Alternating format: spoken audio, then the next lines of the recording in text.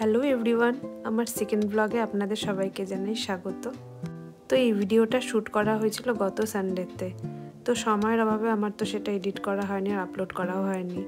তো এখন আমি ভিডিওটা এডিট করে আপলোড করছি। তো চলুন শুরু করা যাক ভিডিওটা। তো সেদিন সকালে ঘুম থেকে উঠে ফ্রেশ হয়ে নিয়ে আমি চা বসালাম। ভাবলাম চার জল ফুটতে ফুটতে একটু আমি ফুলগুলো তুলে নিয়ে আসি, মা পুজো দেবে। তো দেখুন, এগুলি আমাদের বাগানের গাছ। এই গাছে অন্য সময় অনেক ফুল ফুটে থাকে, কিন্তু এখন যেহেতু মোটামুটি ঠান্ডা পড়ে গেছে তাই তুলনামূলকভাবে একটু কমই ফুল ফুটেছে। তো ফুল তুলে নিয়ে আসলাম। নিয়ে আসার পরে মাকে বললাম যে অনেকদিন তো শুক্তো খাওয়া হয়নি, তো আজকে যেন শুক্তো বানায়। তো মা বললো যে আজকে শর্টকাটে শুক্তো বানাবে।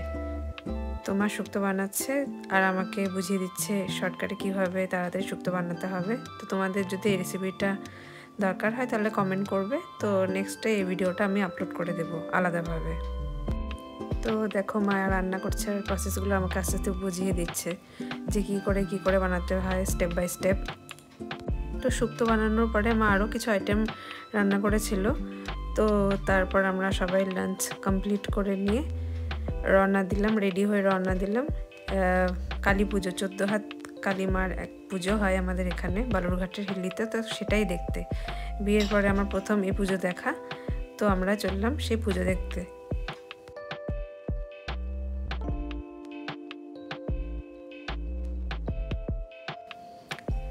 এই দেখো, মায়ের পুজো হচ্ছে। কত বড় 14 হাত মায়ের উচ্চতা। তো পুজো দেখে নিয়ে আমরা আবার ফিরছি। মাঝখানে কিছু খাওয়া দাওয়া করে নিয়েছি মেলার থেকে টুকটাক ক্লিপগুলো বাবা মা কিনে দিয়েছে। তো তারপর বাড়িতে এসে চা খেয়ে আমি আমার নাচের ক্লাসে চলে গেলাম। এই যে আমার নাচের দিদিমণি আমাদের সবাইকে নাচ শেখাচ্ছে। তো ক্লাসটা কমপ্লিট করলাম। তো আজকের মতো ভিডিওটা আমি এখানেই শেষ করছি।